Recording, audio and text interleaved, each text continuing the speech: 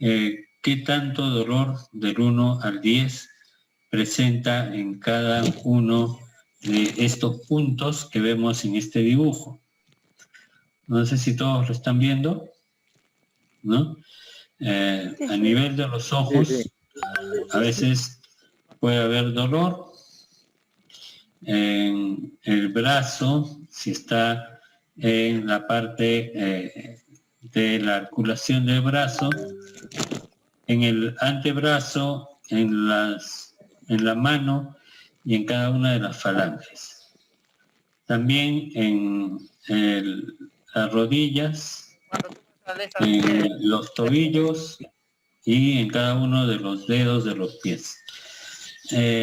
Aquí se va anotando con un lapicero rojo cuáles son las zonas que están más comprometidas. Entonces utilizaremos una forma de medir esto con un lapicero. Si es que nos dice que es poco el dolor, entonces pondremos un poco de color en la parte alta. Si nos dice que tiene más dolor, podremos estar, si estamos en 5, pintaremos la mitad del círculo con rojo y la otra mitad la dejamos en blanco. Y a la siguiente vez veremos si es que ha habido mejoría y gradualmente podemos ir evaluando este dolor. Acá le vamos a pedir algunos exámenes, el NAT, velocidad de sedimentación, PCR, que es el factor reumatoide, y con estos resultados vamos a ir viendo la evolución del paciente. Al final hemos tomado.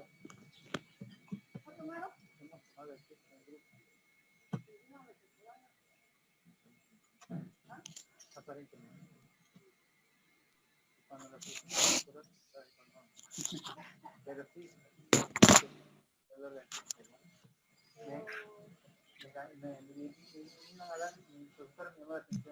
lo que tú podrías haber hecho es delimitar. Ahora, tú eras más fuerte. A ver, por favor, Alguay, apague su micrófono. Jerónimo también.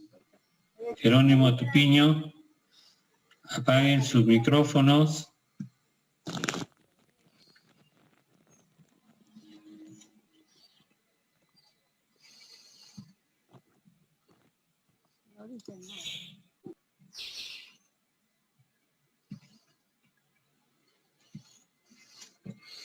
Bien, entonces el NAT 28 es el número de articulaciones dolorosas basado en un recuento articular de las 28 articulaciones.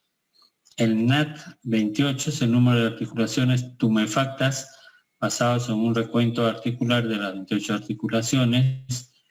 El LN es el logaritmo neperiano, BSG, velocidad de sedimentación globular, EGP, la evaluación global de salud o evaluación global de la enfermedad afectada por el paciente en una enfermedad autoinmune.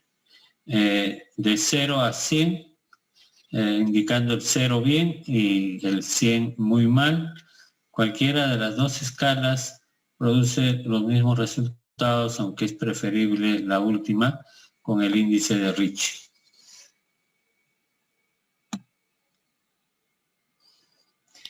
Bien, continuamos con la valoración de estos pacientes. Durante esto se le pregunta a la paciente, durante la última semana, ¿ha sido usted capaz de, 1, vestirse solo, incluyendo abrocharse los botones y atarse los cordones de los zapatos, sin dificultad, con alguna dificultad, con mucha dificultad o incapaz de hacerlo? Bien, este tipo de ejercicios o de problemas que tienen los pacientes al vestirse es, por ejemplo, que cuando van fallando las articulaciones en los dedos, el paciente no puede moverlos con toda facilidad. Hay una deformidad de las articulaciones y muchas veces el solo hecho de poner el índice con el pulgar para tocar algo les es imposible.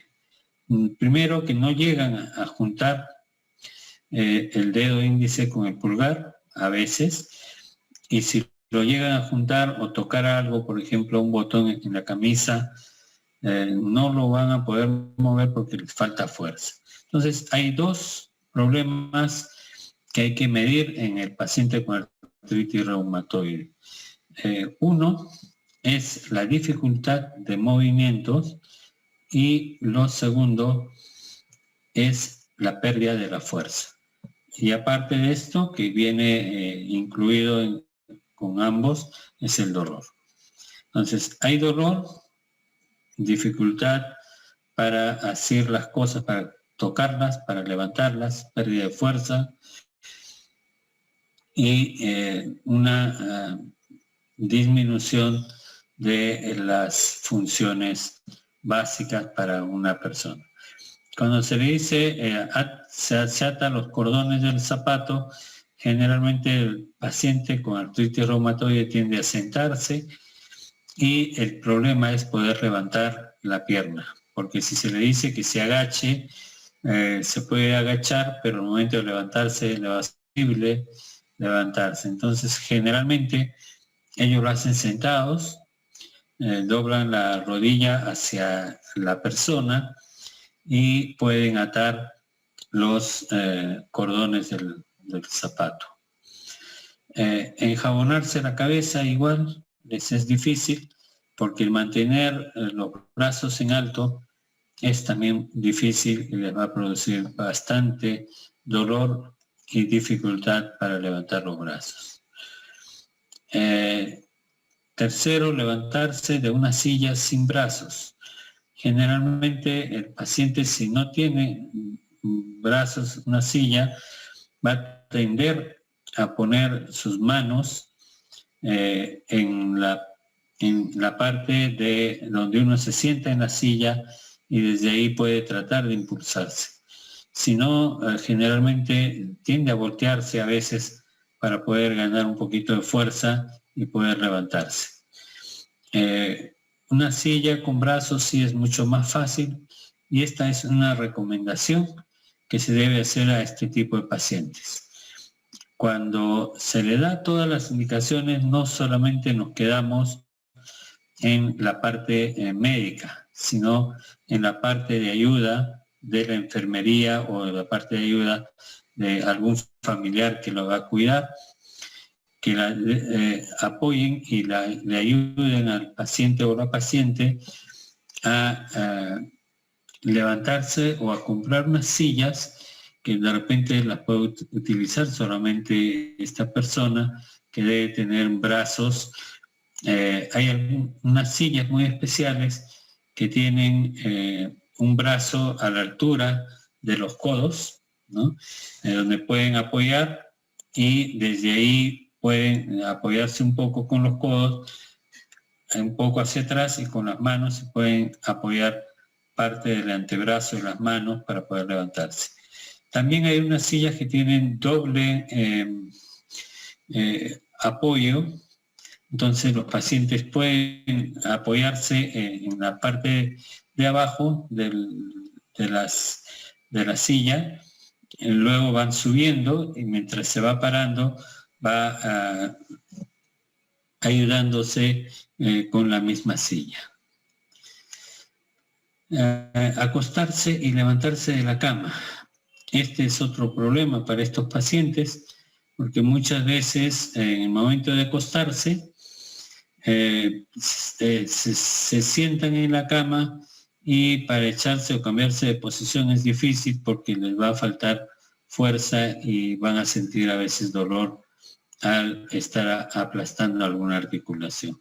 Al levantarse de la cama lo mismo, va a haber bastante dificultad. Los pacientes no van a poder levantarse fácilmente, van a necesitar ayuda, o igual al costado de la cama poner una baranda para que la paciente se siente apoyado de la baranda.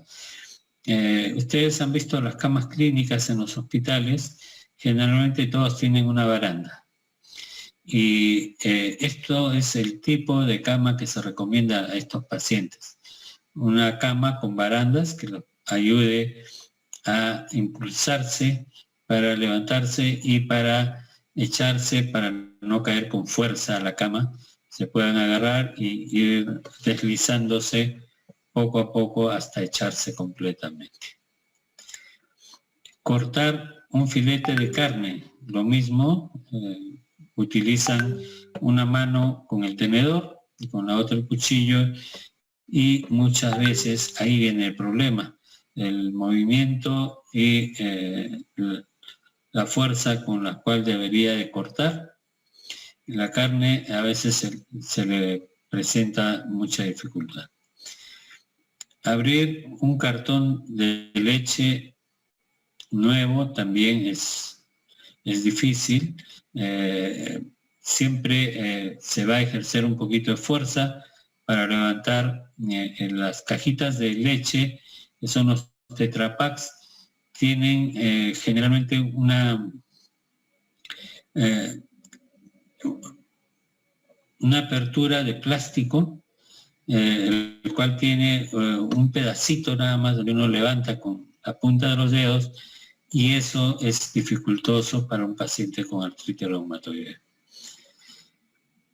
Servirse alguna bebida igual, levantar una botella, si es de 2 o 3 litros, le va a ser muy difícil. Generalmente a ellos hay que servirles, o que usen botellas muy pequeñas, las cuales sí pueden levantar y pueden servirse con bastante facilidad. Caminar fuera de la casa en un terreno llano es lo que se recomienda a estos pacientes. Al levantarse deberían de caminar un poco por la casa o por la calle donde no hayan escaleras ni tampoco haya una pendiente. Tendría que ser en un sitio donde la pista o la vereda esté plana, de tal manera que los pacientes puedan caminar sin mucho esfuerzo en las articulaciones de las rodillas. También se le va a preguntar si es que puede subir 5 escalones o de repente más, y podemos medir también qué tanto hay la limitación funcional en estos pacientes. En la parte de la higiene, lavarse y secarse todo el cuerpo, esto también es otro problema, ¿no? La parte de la espalda es difícil de lavarse, entonces van a utilizar algún tipo de aditamentos que les va a ayudar a enjabonarse y enjuagarse la parte de la espalda. El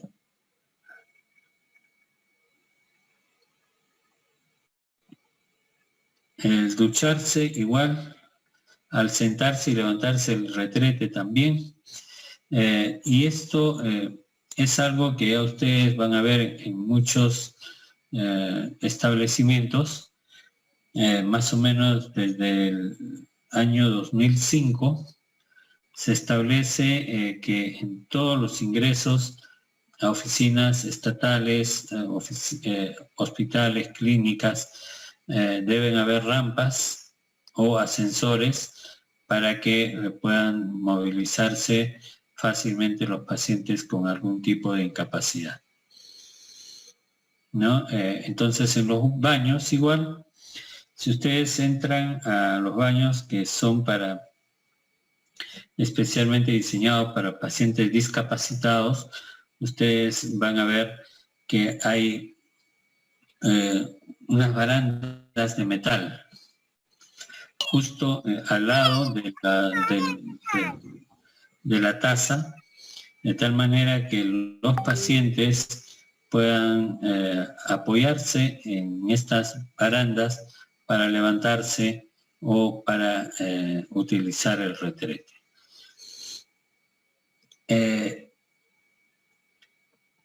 Se les pide también a los pacientes coger un paquete de azúcar de 1 kilo de una estantería colocada por encima de su cabeza para ver si lo pueden hacer.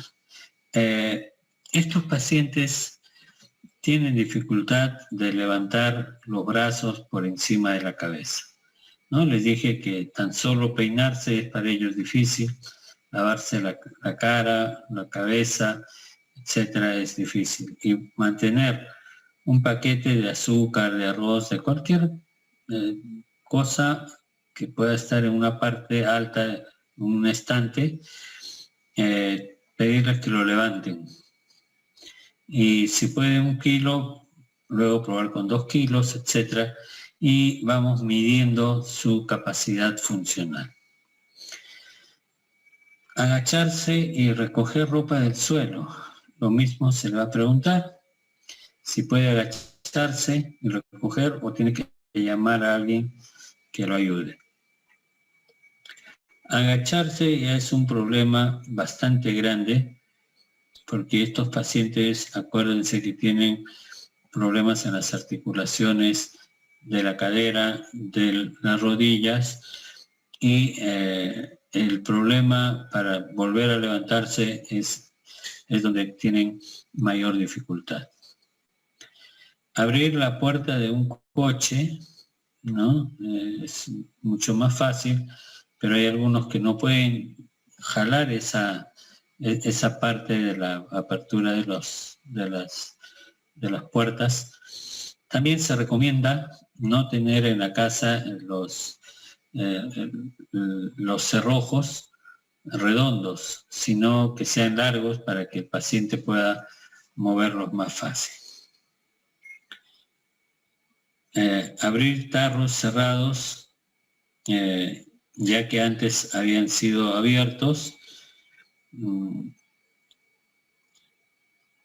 o si no han sido abiertos, si realmente van a poder o no van a poder abrirlo con un abrelatas, ¿no? Hacer el huequito, por ejemplo, para un tarro y sacar la leche, puede ser dificultoso para ellos. Abrir y cerrar los grifos. Aquí nuevamente, evitar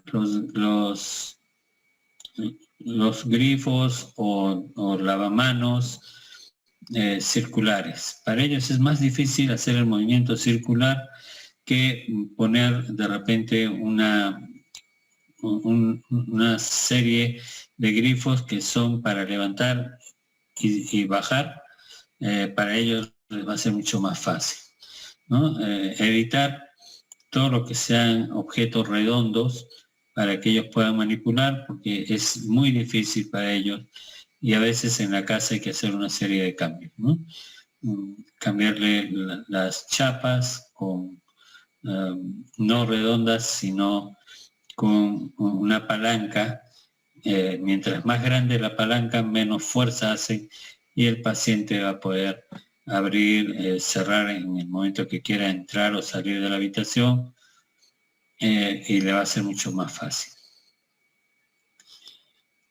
Abrir y cerrar los grifos, que ya hemos visto que no deben ser redondos. Hacer los recados y las compras, pedirles que, por ejemplo, vayan a comprar al mercado. Ellos van a decir si realmente pueden ir caminando, llevando de repente un cochecito para traer después las cosas, o si puede cargar una bolsa o una canasta para las compras, y se va valorando la cantidad o la calidad de las articulaciones o el deterioro de las articulaciones. Si los pacientes no pueden, levantar una canasta llena, que de repente con 8 o 9 kilos, es porque su enfermedad ha ido avanzando más, ¿no? Entonces, de acuerdo a esta capacidad es que puede ir o no puede ir a comprar, y si es que tiene la ayuda de alguien mejor para poder hacer las compras. Lo mismo que entrar y salir de un vehículo, ¿no? Normalmente, cuando nosotros nos sentamos, ponemos un pie dentro del carro y luego nos sentamos, movemos todo el cuerpo para sentarnos y recién levantamos la otra pierna. En el caso de estos pacientes con artritis reumatoide, ellos van a poner primero el cuerpo en el asiento y después recién van a poder levantar las piernas una por una, ¿no? Y eso es lo que generalmente nos va a contar los pacientes con esta enfermedad. Me pone limonada, ¿ya? Me pone limonada. A ver, Zulka, por favor apague su micrófono.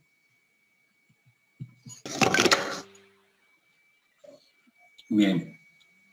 Hacer tareas de casa como barrer o lavar los platos también les puede ser difícil. A veces no pueden agarrar bien los platos y se les puede caer y romper, ¿no? Pero siempre hay que pedir al paciente con todas estas 20 preguntas para ver cómo está avanzando su enfermedad o cómo está mejorando su enfermedad. Señale qué actividades necesita ayuda de otra persona para hacer sus cosas, vestirse o asearse, levantarse, comer.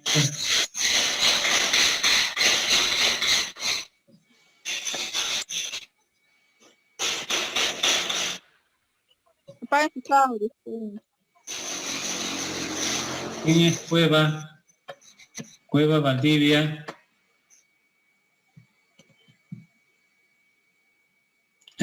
Si no quieren escuchar o no quieren seguir las reglas, por favor, pueden irse. Yo no voy a llamar lista ahora.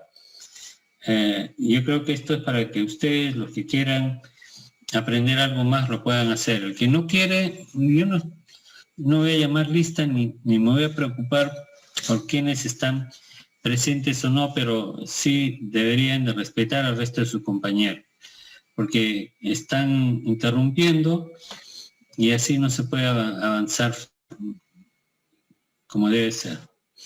Bien, entonces, si necesita ayuda de otra persona, ves cómo vestirse, levantarse, comer, caminar, pasear, para la higiene personal, para alcanzar objetos altos o abrir y cerrar las cosas.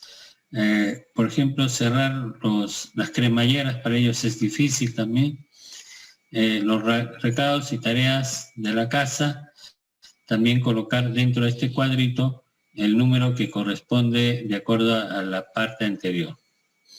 Señales: se utiliza alguno de estos utensilios habitualmente, se usa bastón o muletas, andador o silla de ruedas, asiento o barra especial para el baño, abridor para los tarros previamente abiertos, cubiertos de mango ancho, asiento alto para el retrete, etc. Entonces, todos estos utensilios se le va a preguntar si alguno de estos los utiliza o si tiene la necesidad de utilizar alguno de estos utensilios. Bien, una vez que nosotros hemos evaluado al paciente, viene el plan de cuidados de la enfermería, ¿no? La enfermera, mediante las pruebas de Nanda, va a hacer un informe verbal y nos va a determinar la cantidad del dolor o la cantidad de dolor,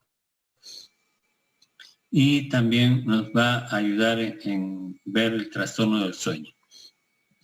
Generalmente estos pacientes que tienen artritis reumatoide también van a tener enfermedades alérgicas concomitantes. A veces no pueden dormir porque el ronquido es excesivo, y si se quieren movilizar hacia un costado les es doloroso.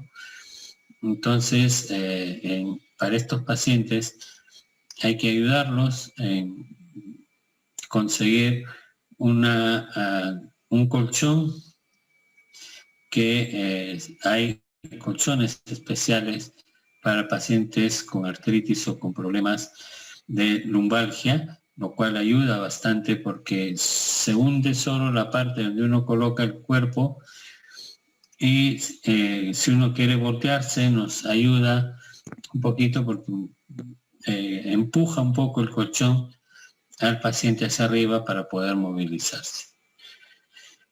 El control, los objetivos del NOC va a ser el control del dolor, las acciones personales para el dolor, las escalas demostrando simple, frecuente, a veces, raramente o nunca.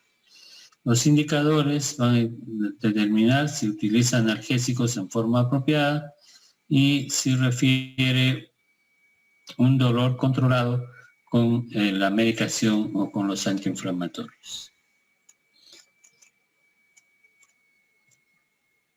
El dolor con los efectos nocivos, la gravedad y los efectos nocivos observados o referidos del dolor crónico en el funcionamiento diario, vamos a medirlo con la escala de Gray: sustancial, moderado, leve o ninguno. Los indicadores van a estar dados por el estado de ánimo alterado y muchas veces los trastornos del sueño. Como vemos, los trastornos del sueño se ven en dos, en el dolor, que puede ser tan fuerte que no va a dejar dormir al paciente. Entonces, ¿cómo manejamos el dolor con el NIC?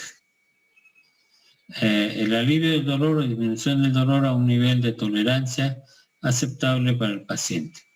Las actividades que van a ayudar a esto es determinar el impacto de la experiencia del dolor sobre la calidad de vida, que es el sueño y la actividad, animar al paciente a utilizar medicación para el dolor adecuado, utilizar un enfoque multidisciplinario para el manejo del dolor cuando corresponda y enseñar el uso de técnicas farmacológicas, retroalimentación, relajación, actividad física y facilitar los cambios de medicación con el médico si es que procede el cambio.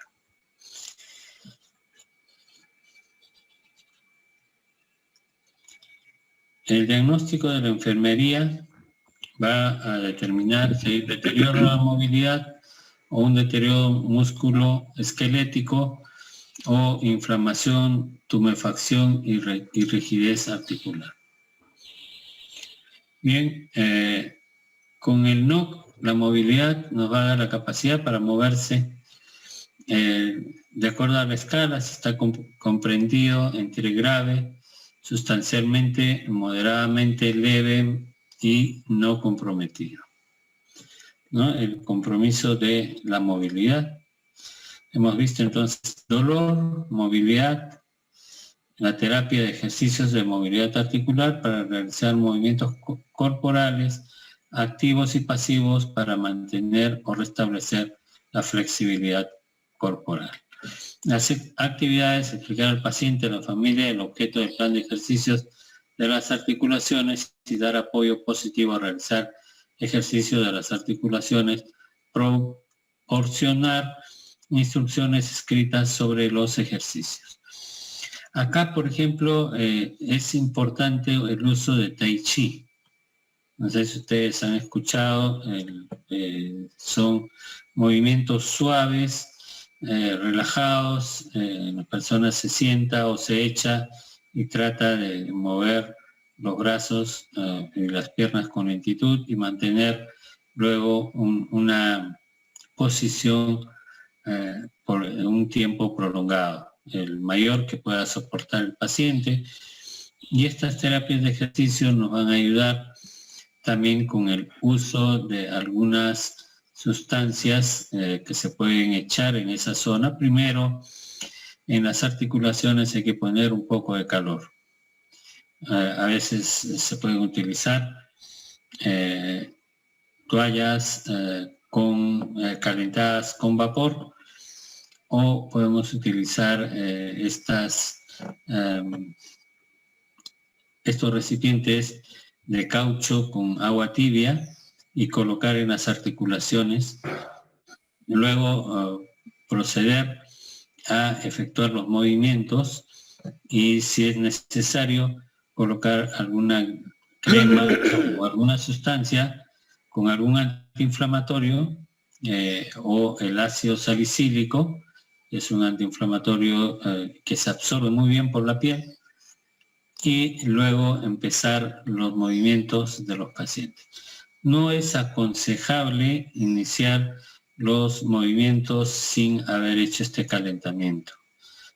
Y cuando hablo de calentamiento no es moverse, correr, como normalmente lo hace una persona que no tiene este problema, sino que hay que calentar la zona de la articulación antes de iniciar cualquier ejercicio que va a ayudar a la movilidad de estos pacientes. La prevención de caídas es establecer precauciones especiales, en particular con alto riesgo de lesiones por caídas, y las actividades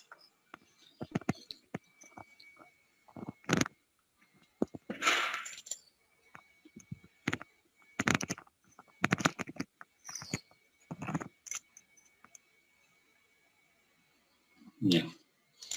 Las actividades van a identificar conductas y factores que afectan el riesgo de caídas. Compartir con el paciente observaciones sobre el peso y el movimiento. Asegurar que el paciente lleve zapatos que se ajusten correctamente, firmemente atados y con suelas antideslizantes para que no puedan caerse cuando encuentran una zona húmeda o con barro, ¿no? A veces pueden estar caminando y fácilmente se pueden caer porque el equilibrio se ve comprometido también.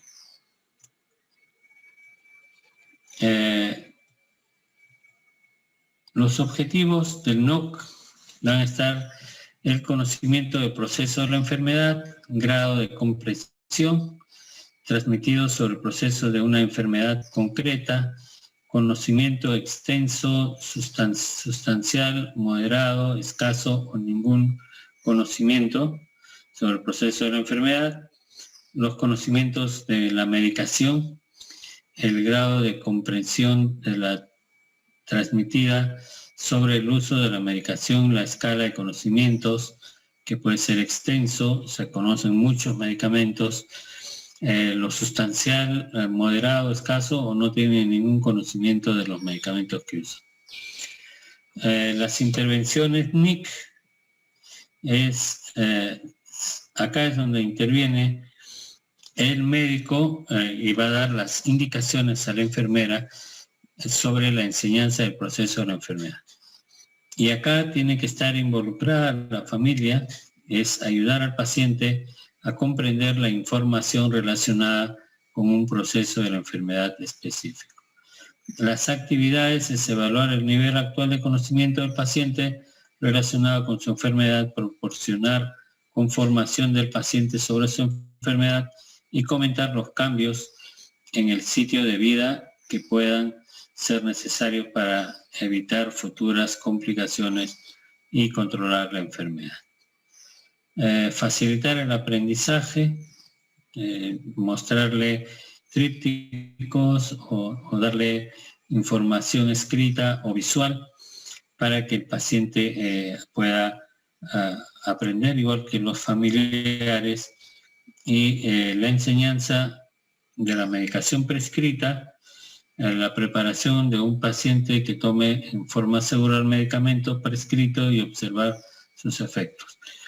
En esto hay actividades para incluir al paciente acerca de los posibles efectos adversos de la medicación, evaluar la capacidad del paciente para administrar la medicación, enseñar al paciente a almacenar y conservar correctamente la medicación, instruir al paciente sobre el cuidado de los dispositivos en su administración, incluir al paciente acerca de la eliminación adecuada de las agujas y jeringas en casa y dónde llevar a los contenedores o objetos punzocortantes fuera del hogar, y reforzar la información a otros miembros de la familia.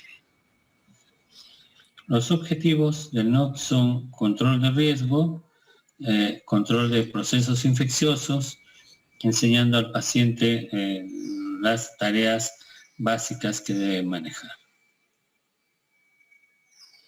El manejo de las vacunas, explicar al paciente qué vacunas son necesarias que se coloquen y cuál es lo necesario antes de iniciar un tratamiento biológico.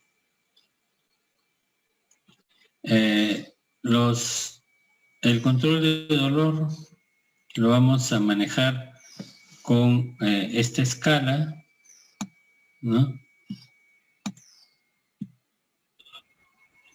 A ver.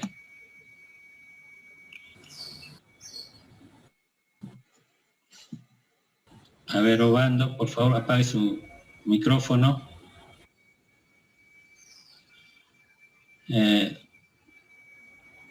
El dolor crónico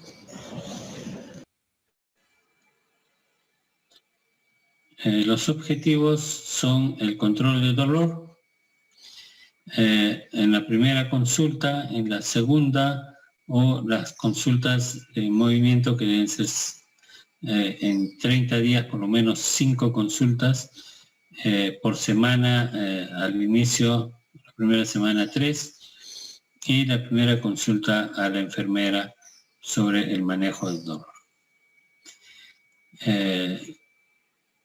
Una vez que hayamos adiestrado a los pacientes para el control de su enfermedad, empezamos nosotros a ver cuál va a ser la conclusión. Bien, hasta acá hemos visto cuál es el plan de trabajo con estos pacientes de artritis reumatoide, ¿no? Lo primero que hay que hacer es un buen diagnóstico y luego las coordinaciones para la evaluación de la funcionabilidad muscular y el dolor.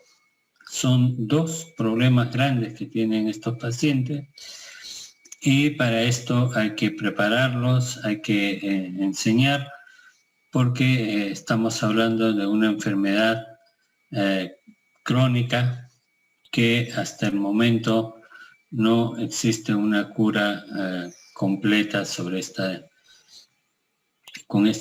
enfermedad. ¿Preguntas? ¿Algún comentario, algo adicional que ustedes tengan? Profesor, actualmente en Perú, ¿hay algún instituto que se esté esforzando por hacer estudios sobre esta enfermedad? No hay instituto, pero sí hay clínicas con especialistas. Me parece que hay una en Primavera, a una cuadra del óvalo de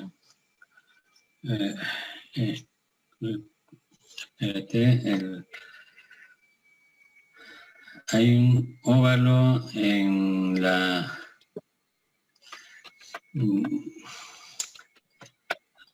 por donde pasa el tren, al entrar entre Miraflores y... Bueno, ahorita se me dio el nombre. ¿Cómo? Óvalo Los Cabitos. Sí, así es. Al costado del Humboldt. Exacto. Los Cabitos, Ahí ¿no? hay una clínica de artritis, Clínica. traumatología y artritis, ¿no? Ellos tienen bastante experiencia en eso y definitivamente en los hospitales generales también hay los especialistas que los van a ayudar bastante. Ya, profesor, gracias. ¿Alguien más quiere intervenir? Doctor, buenas tardes. Buenas tardes. El tratamiento farmacológico para los pacientes con artritis es con corticoides, ¿verdad? Eso es lo que voy a explicarles después, dentro de un ratito. Sí, doctor, Lo que... solamente quisiera que, por favor, hiciera bien. hincapié, porque hay pacientes diabéticos, ¿cuál sería el tratamiento alternativo, por favor? Exacto, a eso voy. ¿Alguna Gracias. otra? A ver, voy a contestar. Me van preguntando, si algo no han entendido, por favor pregunten. Este es un caso de una paciente de 61 años que aparentemente es controlada, es hipertensa, no tiene diabetes, es cierto, pero sí podríamos ver cuál es el tratamiento. Bien, el tratamiento de estos pacientes generalmente se va a iniciar con antiinflamatorios no esteroideos. Vamos a iniciar dándole tratamiento con lo básico, que puede ser el diclofenaco, el ibuprofeno, ir avanzando con el meloxicam o los celecoxibs, que van a ayudar al manejo de estos pacientes. La ventaja que tienen los meloxicam y el celecoxib es que no van a dañar mucho el estómago, se usan una sola vez al día, se recomienda 1 hora antes de los alimentos o 1 hora después, para que no se mezcle mucho y vaya a ayudar también a que después que ya se ha absorbido o esté absorbiéndose, comamos algo para ayudar a que no vaya a dañar el estómago. Lo bueno es que los celecoxib son muy buenos y se puede usar en los pacientes que no tienen ningún tipo de alergia a los AINES, ¿no? Posteriormente se ha visto que hay algunos pacientes que sí hacen alergia incluso a los AINES también. Cuando no se puede controlar con esto, hay que controlar con corticoides, ¿no? Y el problema de los corticoides es la elevación del azúcar. Eso lo conocemos y lo que hay que hacer en estos pacientes es dar antiinflamatorios con relajantes musculares que también ayudan un poco y a la vez usar lo que ya se viene utilizando, pero todavía no hay estudios muy concretos sobre el metotrexate. Metotrexate es un medicamento que se usa para el control del cáncer, el cual va a ayudar a disminuir la producción de anticuerpos y por lo tanto la reacción autoinmune va a disminuir bastante. Se inicia con dosis bajas y se va dando al paciente, se va incrementando la dosis de acuerdo a los requerimientos y a las evaluaciones que se va haciendo. Por eso hablábamos que el paciente debe ser evaluado al inicio una vez, luego 2 o 3 veces a través de la enfermera, 2 o 3 veces por semana y por lo menos 5 veces en un mes. De tal manera que la enfermera va a ir evaluando y el médico va a tomar la decisión de cuál es la medicación más, ¿no? Se están probando medicamentos biológicos, lo cual hay todavía cierto escepticismo con respecto a los resultados, ¿no? Que vienen a ser las células madre, que es el tratamiento biológico. Hay muchos pacientes que se han recuperado, han mejorado bastante, otros no tanto. Se está viendo cuál es el problema de algunos pacientes de no reaccionar igual. Ustedes saben que no todos reaccionamos igual ante un medicamento. Actualmente hemos visto que se han presentado algunos efectos de shock en pacientes que han sido vacunados contra el COVID, ¿no? Y esto definitivamente no nos va a decir la vacuna es mala, ¿no? Siempre puede haber, incluso si yo le doy un paracetamol a un paciente, se puede enronchar, o si le doy un antibiótico como la penicilina o un antiinflamatorio no esteroideo, y puedo producir también shock anafiláctico en estos pacientes. Entonces, la susceptibilidad de cada paciente va a estar determinado para ver qué medicamento es el más adecuado para el paciente. Entonces, en ese orden, primero son los antiinflamatorios no esteroideos. Si hay alergias o hay algún problema, pasamos a los corticoides. Pero si tiene problemas de diabetes, podemos regresar a los antiinflamatorios no esteroideos y buscar una dosis adecuada que no produzca tanto malestar, o usar el metotrexate, o al final usar los tratamientos biológicos a base de células madre, que ya se está realizando acá estos tratamientos precisamente para estas enfermedades autoinmunes, y como les repito, hay muy buenos resultados, pero siempre hay que explicar al paciente qué es lo que se le va a hacer, qué es lo que se le va a dar, explicarle en cierta forma la fisiopatología de estos medicamentos, para que el paciente conozca y sepa qué debe hacer si se siente mal, o qué debe hacer si es que el paciente no está totalmente o no se siente totalmente bien, o la evolución del paciente es mala, o también a veces hay muchos pacientes que prefieren usar los tratamientos tradicionales que probar medicación más moderna, ¿no? Uno es por esto y lo otro es el costo también. Estos tratamientos con células madres son un poquito costosos y no todos están al alcance de esto.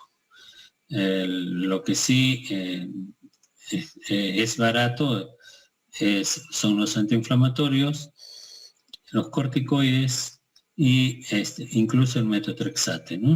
No es caro, es un medicamento muy antiguo y se viene usando desde hace más o menos 15 años con resultados también bastante buenos.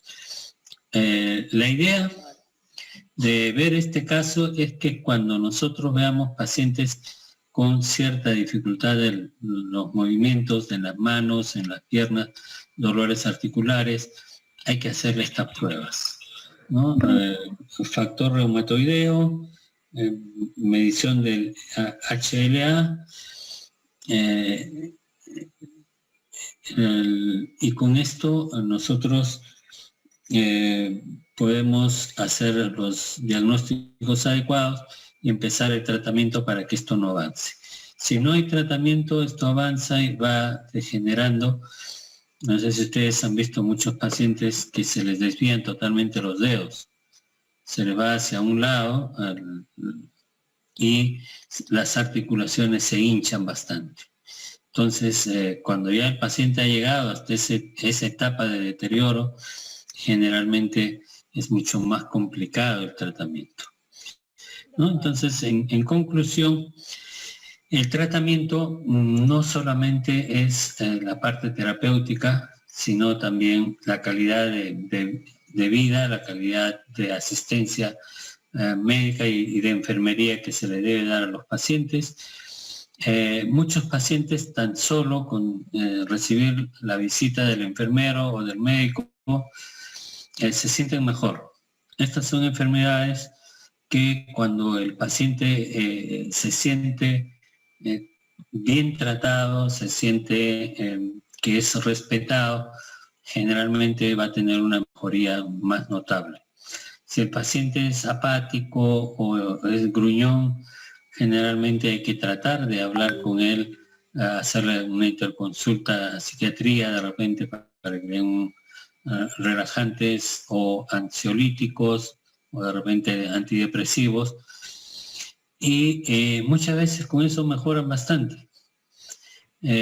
Planear o planificar los ejercicios físicos que deben hacer en las mañanas, darles indicaciones de caminar, de mover los brazos, bajar y subir los brazos poco a poco, y eso les va ayudando.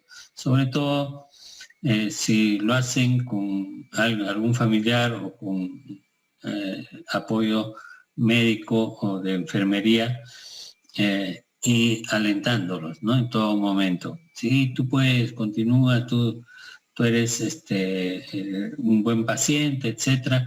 Los pacientes van mejorando realmente. Esta enfermedad es una enfermedad que debe ser tratada desde estos dos puntos de vista, ¿no?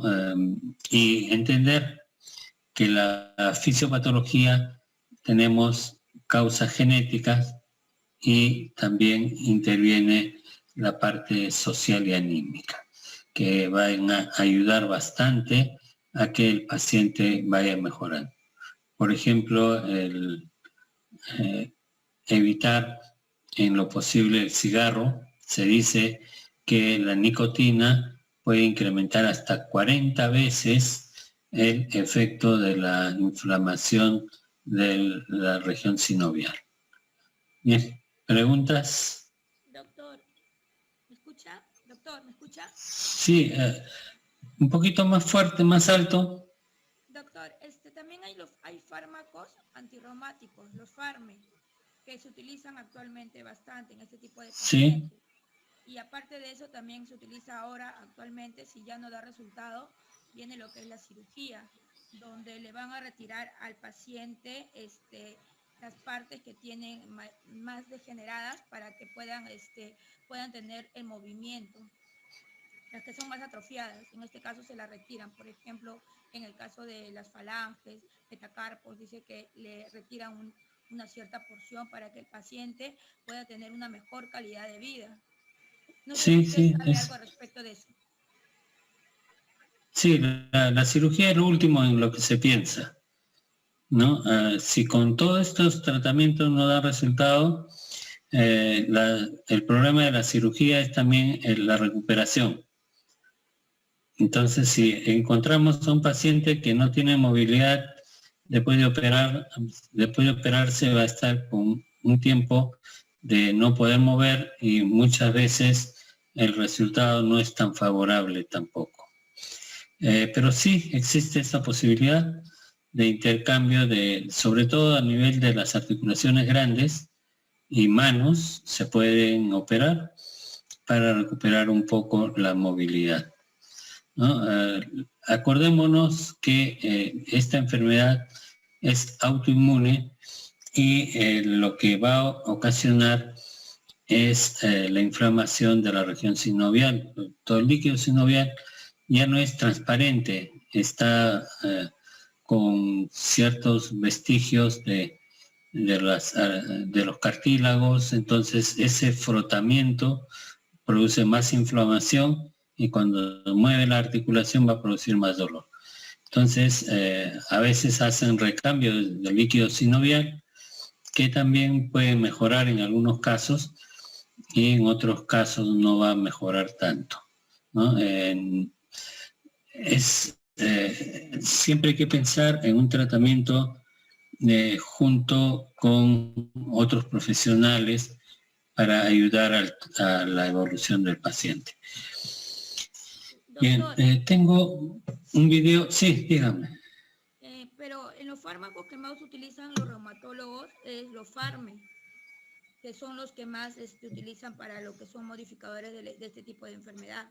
O sea, no los biológicos, Sí. sino ¿sabe algo respecto de los medicamentos FARME? ¿Qué tanto de resultado dan? Porque a mí me han dicho que son bastante óptimos. Sí, es como las células madre, que también dan buenos resultados, pero no siempre en todos los casos se da. Ese es el pequeño detalle. Algunos pacientes van muy bien, otros no mucho. Entonces, hay que empezar siempre por lo más básico, ¿no? Los AINES, y luego vamos avanzando. Si es necesario la cirugía, pues tendrá que hacer o dar otros tratamientos que también están todavía en prueba. No hay estudios que los avale, porque ustedes saben que necesitamos a veces años y estudios a doble ciego para poder determinar la efectividad de un medicamento. Estamos todavía en eso, por eso es que no les he mencionado otros tratamientos, porque están probándose actualmente, incluso hasta con picaduras de abeja en las articulaciones. Aparentemente en algunos pacientes les produce una mejoría bastante notable, ¿no?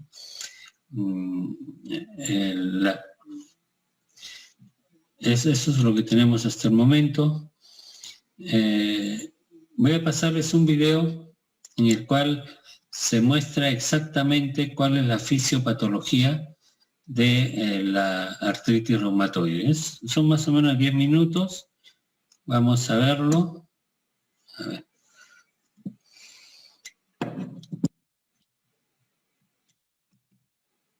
Music play mode.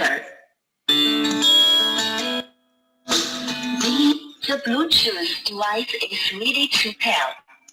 The Bluetooth device is connected successfully.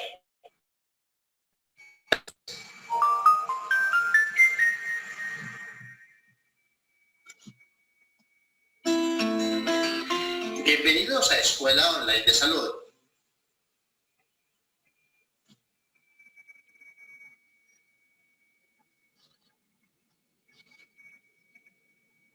Mi nombre es Francesc Sevilla y estamos en un curso de abordaje nutricional y con suplementación de enfermedades reumáticas. Con la lección de hoy iniciamos una serie de 3 audiovisuales dedicados a la poliartritis reumática. En la lección de hoy veremos cuáles son los aspectos etiopatogénicos y las manifestaciones clínicas de esta enfermedad autoinmune que afecta a múltiples articulaciones. Si quieres aprenderlo, quédate aquí conmigo.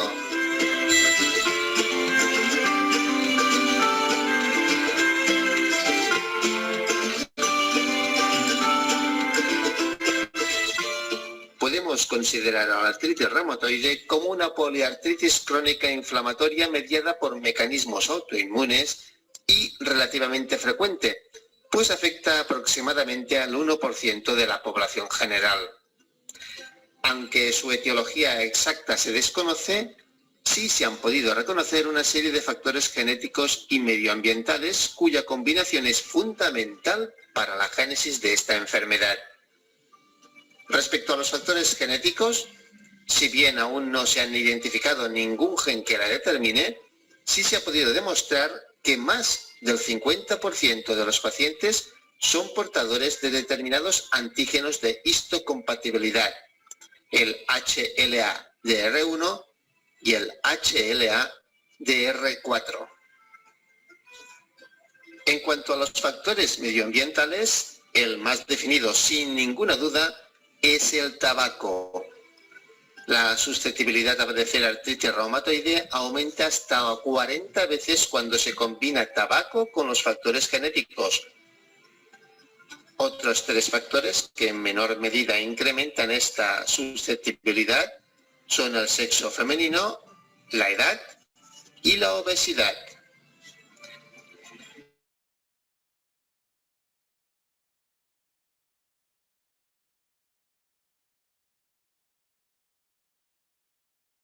El estrés y factores psicológicos parecen intervenir tanto en la génesis de la enfermedad como en sus exacerbaciones, tal como se ha demostrado en numerosos estudios.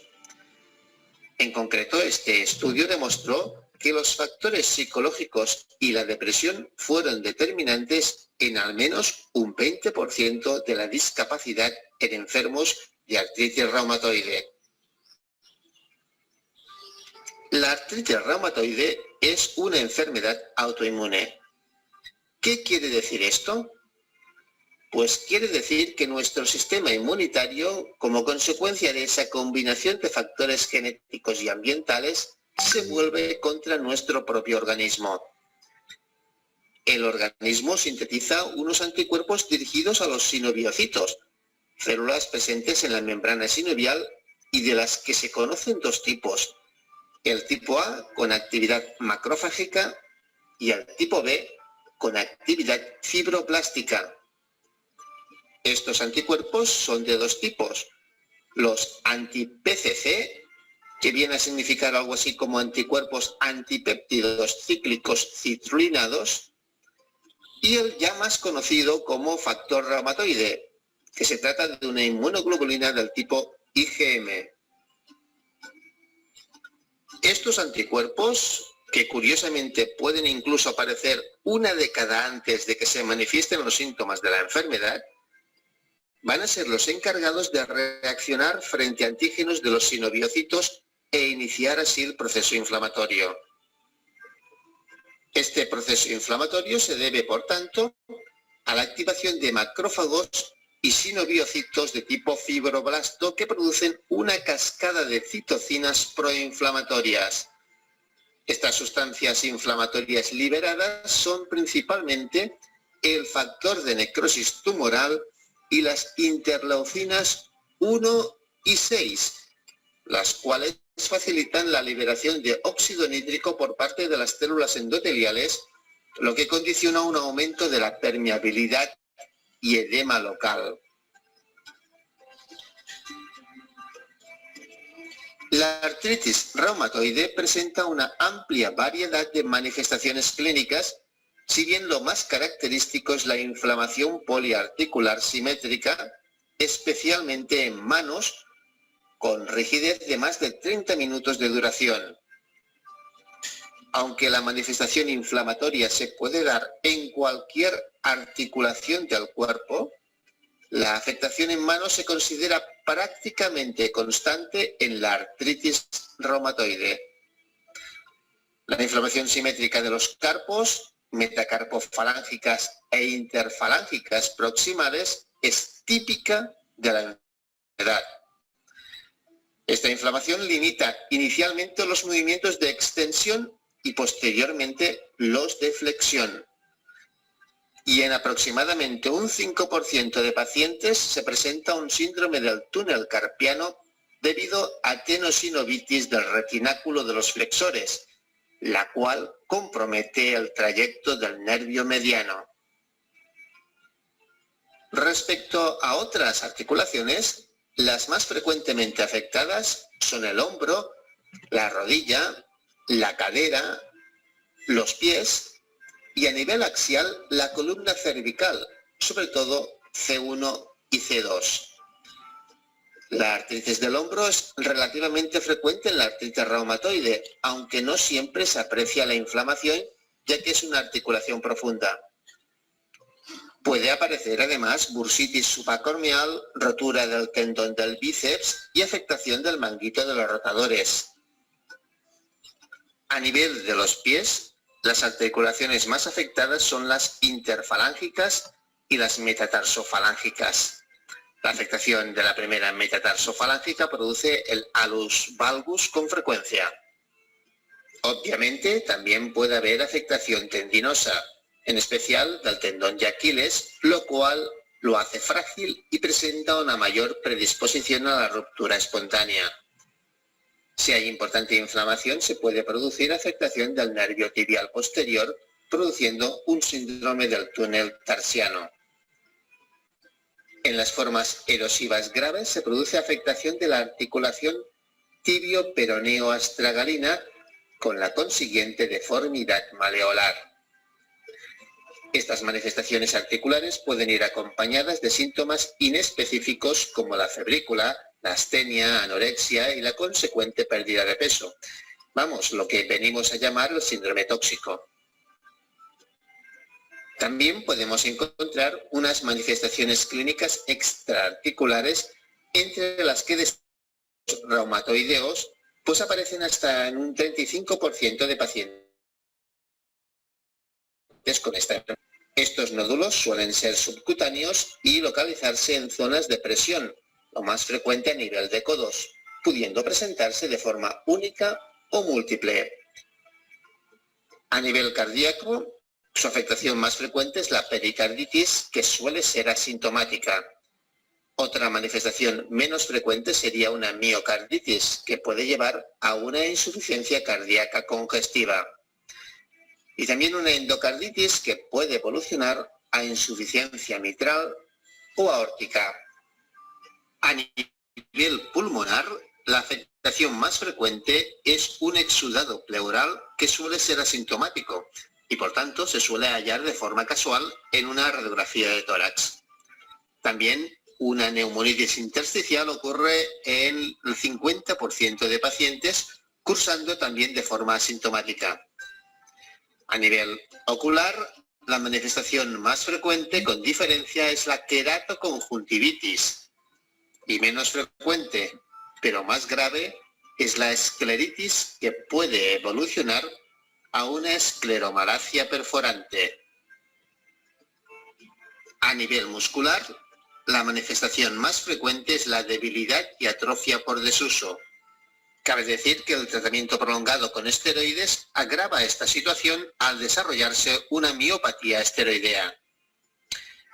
Y finalmente, a nivel óseo, lo más característico es la osteopenia, tanto a nivel local, por la mayor actividad osteoclástica en la zona inflamada, como a nivel generalizado. Y en este caso, lo más probable es que sea por la osteopenia inducida debido al tratamiento prolongado con esteroides. El diagnóstico de artritis reumatoide es fundamentalmente clínico. No hay prueba de laboratorio diagnóstica, pero sí algunas pueden ayudar a confirmar este diagnóstico clínico y anticipar el pronóstico de la enfermedad. Pero el conocimiento de estas pruebas de laboratorio, así como de las pruebas de imagen y los criterios diagnósticos definitivos, serán motivo de estudio en el próximo audiovisual. Si quieres aprenderlo, nos vemos en él.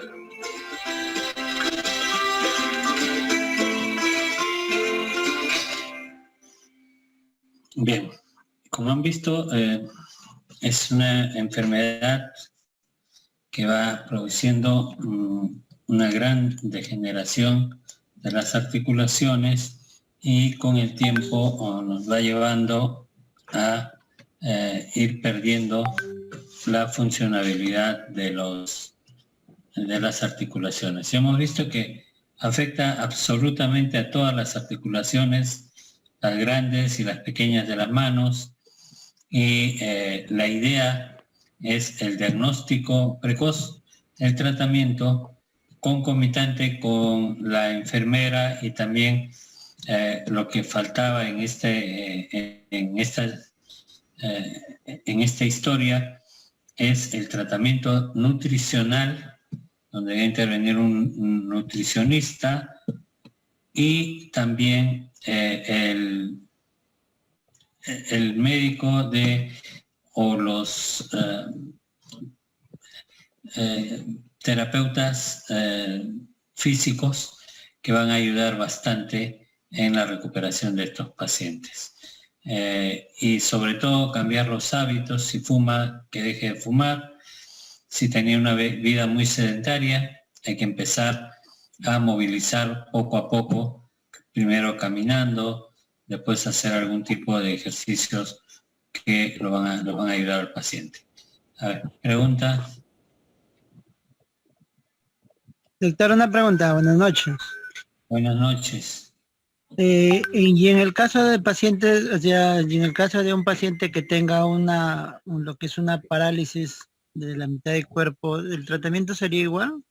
No, estamos hablando acá de una enfermedad autoinmune, y cuando hablamos nosotros de una hemiplegia, que es la parálisis de la mitad del cuerpo, es un problema neurológico. No, pero, o sea, está con lo que es le diagnosticaron lo que es artritis reumatoide, pero se hizo una complicación y tuvo una parálisis. Claro, sí. Bueno, el paciente, o puede ser alguien que no ha tenido ningún problema de artritis también, igual puede enfermarse por un ACV, accidente cerebrovascular, ya sea isquémico o hemorrágico, puede lesionar la mitad del cuerpo y en este caso se complica más, porque no va a poder mover. Lo que hay que hacer es ayudarle con la terapia física para que pueda movilizarse y no se vaya a quedar totalmente fría la articulación, y estaríamos hablando de un problema mayor, de una rigidez de la parte afectada, ¿no? Ya sea la izquierda o la derecha, más el problema de artritis reumatoide agrava más la situación del paciente. Por eso les decía que el tratamiento debe ser multidisciplinario. El médico, enfermera, medicina física y nutricionista son los que deben de ayudar a estos pacientes para recuperarse y tratar en lo posible de mejorar su estado de ánimo, de vida. Incluso también el psicólogo sería bueno, porque va a ayudar a mejorar su autoestima, y hemos visto que que casi el 50% de esta enfermedad tiene que ver con la parte emocional o la parte del entorno, que interviene mucho en esta enfermedad. Doctor, buenas tardes. Una pregunta, doctor. Dígame. Doctor, he escuchado decir, en cuanto a artritis reumatoidea, hacen una infiltración. ¿Qué medicamento es lo que infiltra? Son corticoides de depósito, pero más se usa en problemas, en reumatoide y también en problemas de esguinces, ayuda bastante, ¿no? Esguinces, para cualquier tipo de problema o de enfermedad inflamatoria articular se puede usar los corticoides. Los de depósito, que son la beta-metasona, ¿no? Van a ayudar bastante.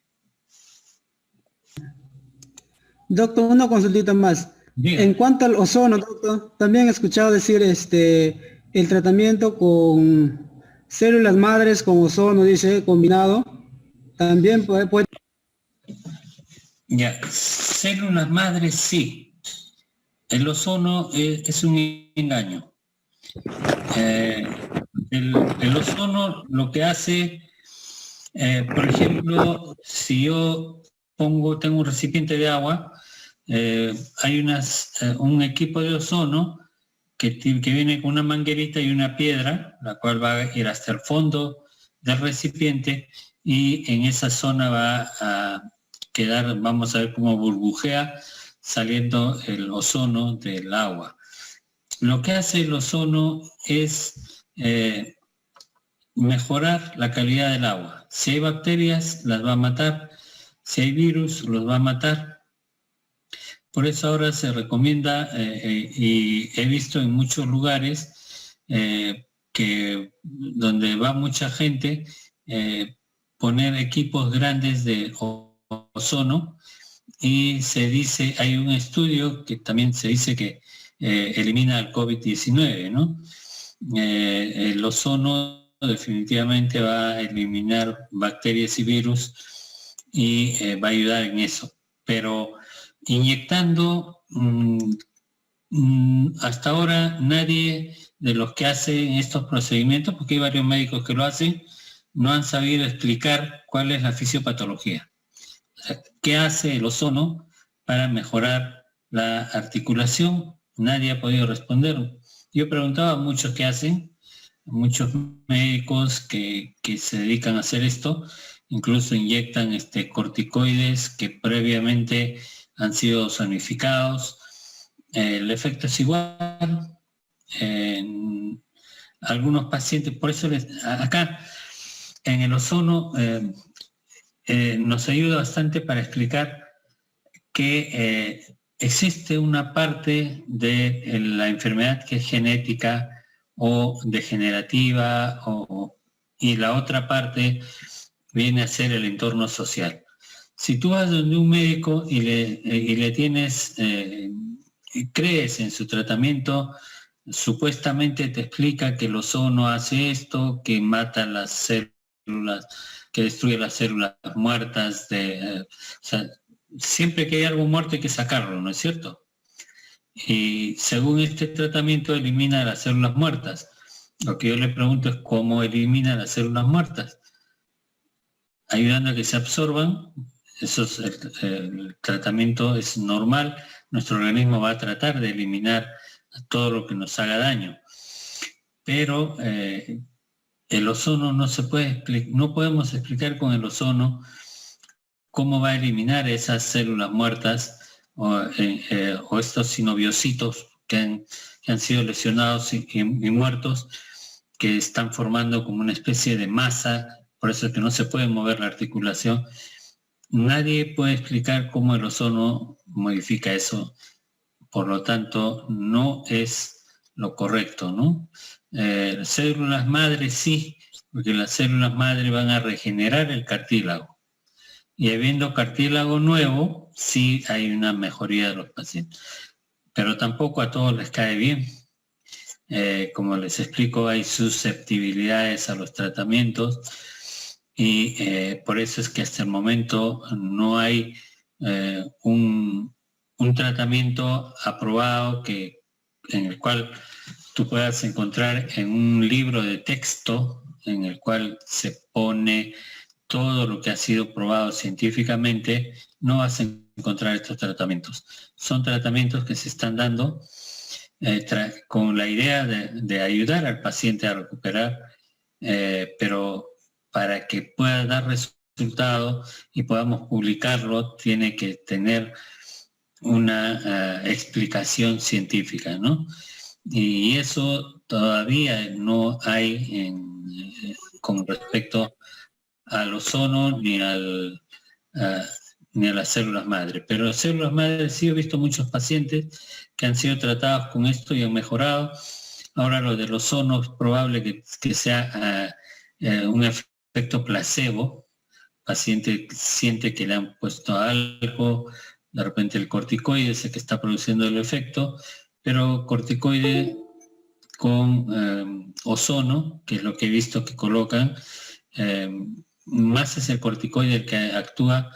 El ozono de repente es solamente para matar las bacterias que pueden estar en el corticoide, pero más le creo yo a los corticoides y a las células madre que al ozono. No hay estudios concretos, científicos, de repente más adelante salga, ¿no? Doctor, entonces en cuanto a lo que hacen, lo que es ¿cómo se llama? Artroscopía, aspiración de tejido muerto, eso sí mejora bastante. Claro, eso va a ayudar. La artroscopía es un estudio para ver cómo están las articulaciones por dentro. O sea, y ahí puedes aspirar y colocar, limpiar un poco, ¿no? Incluso dejar un poco de corticoides para que se sienta mejor el paciente, y sí, mejoran. Pero la artroscopía es un estudio de diagnóstico. O sea, metes un artroscopio para ver qué pasa, o sea, cómo se puede ver la articulación. Para esto al paciente hay que colocarlo echado, con una tracción para que podamos tener espacio y ver exactamente cómo están las articulaciones, ya sea en las rodillas, en el hombro, etcétera, y ver. ¿Y se puede hacer un recambio del líquido sinovial? Sí, ayuda bastante. Pero imagínate un paciente con artritis reumatoide, tendrías que hacerle todos estos recambios en cada una de las articulaciones de los dedos, de las manos, de los pies. Es un poquito complicado. Más se usa, por ejemplo, para lesiones traumáticas en el área de traumatología, que ellos utilizan bastante este tipo de exámenes para ver con la artroscopía, incluso operan con artroscopía, etcétera. Ellos son los que manejan esto, traumatólogo. El reumatólogo lo que hace es ver la parte médica, y ahí están todos los tratamientos y el apoyo que debe haber, que debe ser multidisciplinario. Ok. Profesor, Sí, dígame. he visto de que el tratamiento es sintomático, hasta el de células madre, pues células madre solamente recambia tejido dañado, el tratamiento con corticoides es antiinflamatorio netamente, y el tratamiento con esteroides anabólicos también me parece que es básicamente porque es antiinflamatorio, ¿no? Claro. Ya, pero la causa, o sea, ¿cómo se ataca la causa, que es el ataque autoinmune? ¿Hay alguna forma o simplemente Como les dije, el metotrexate, que es un medicamento que se usa también para el cáncer, disminuye la producción de glóbulos rojos y glóbulos blancos. Entonces, si tú disminuyes la producción de glóbulos blancos, ¿qué estás produciendo? Que haya menos células que matan a otras células,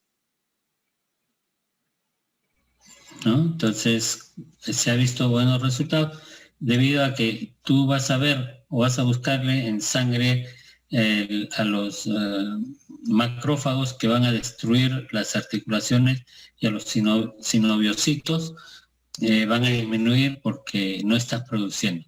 Pero también te hace vulnerable a otras enfermedades.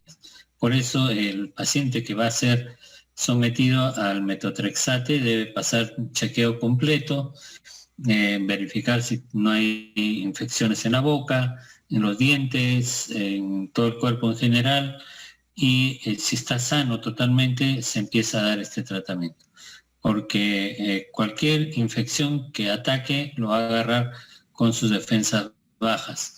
Entonces, la idea es que las defensas no nos hagan daño, pero también las defensas no va a hacer daño a las bacterias o virus que estén queriendo ingresar a nuestro organismo, ¿no? básicamente le voy a quitar el efecto inmune para que deje de atacar el cuerpo? Exacto. Esa es la idea del metotrexate. Gracias.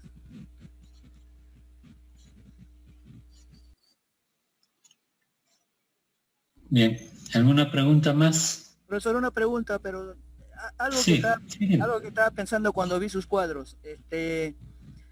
Digamos, yo vi ahí que el cuestionario que tenía eran indicadores y luego estaba cada ítem tenía una escala de valor.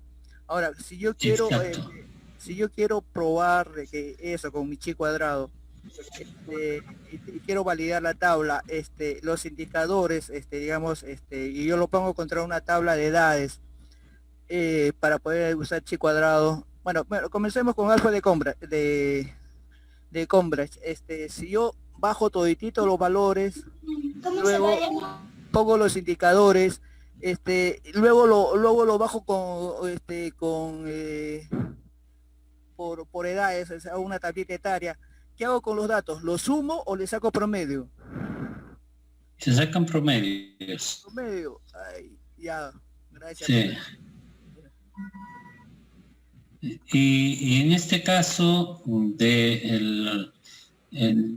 de los cuadros que se presentan, es porque hay que ir, o sea, no es una sola encuesta o un solo cuadro que se hace al paciente, se le hace 3 veces por semana. Entonces vamos viendo la evolución. La idea es ir viendo cómo evoluciona con el tratamiento. Como le dije, cada paciente es distinto.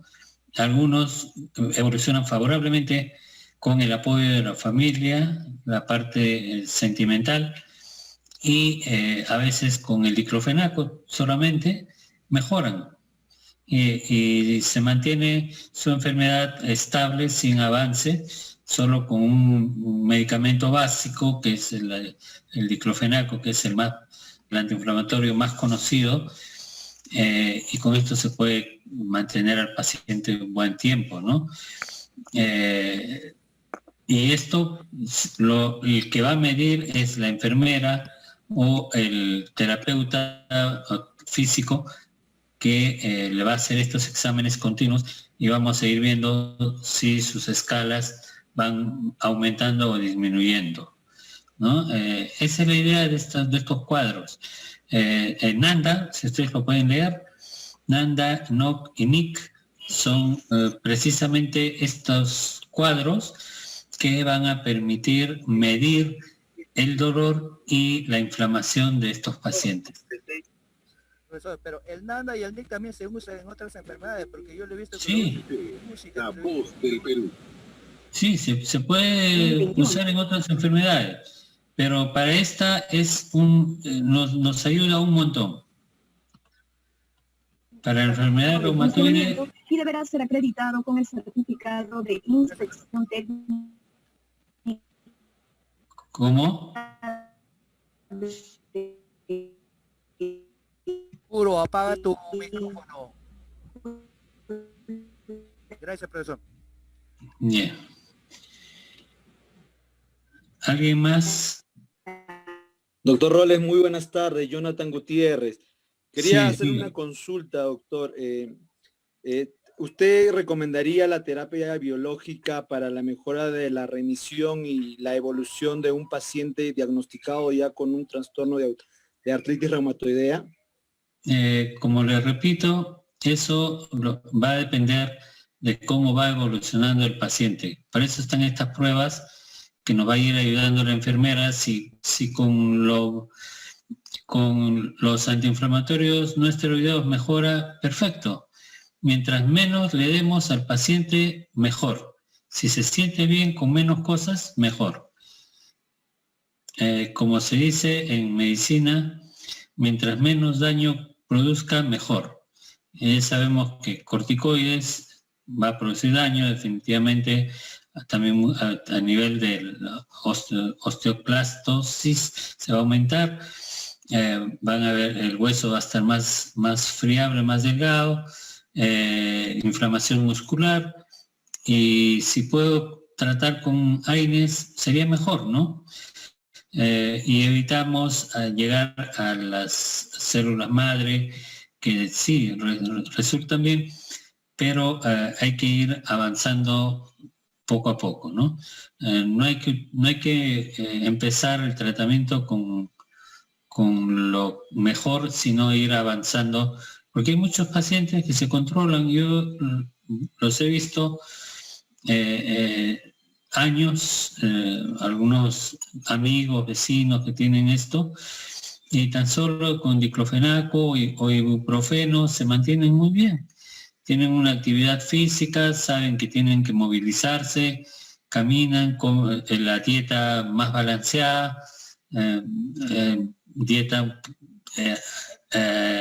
generalmente con alimentación no muy ácida, o sea, disminuimos el pH,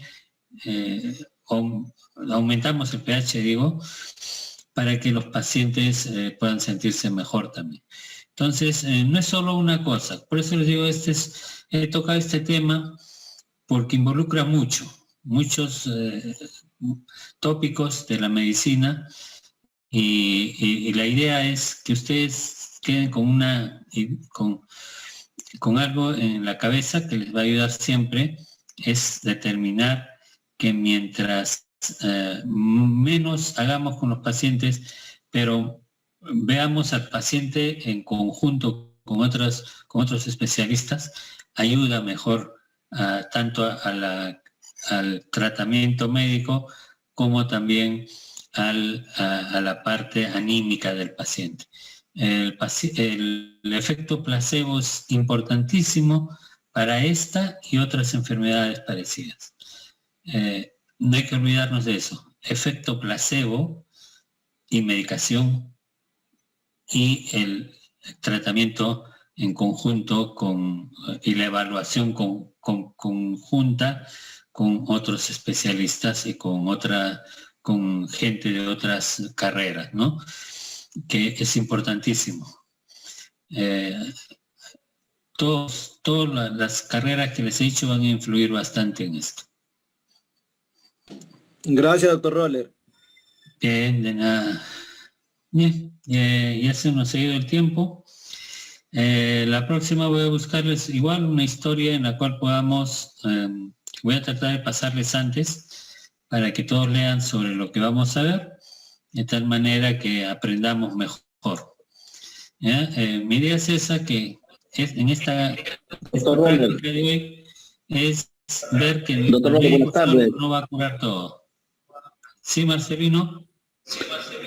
Una pregunta, ya sé que no participé desde el inicio porque tuve problemas con internet, pero he visto casos de pacientes con artritis reumatoides donde comprometía la articulación de los interfalanges, los falanges de la mano, al aplicar arena caliente y generar una remisión.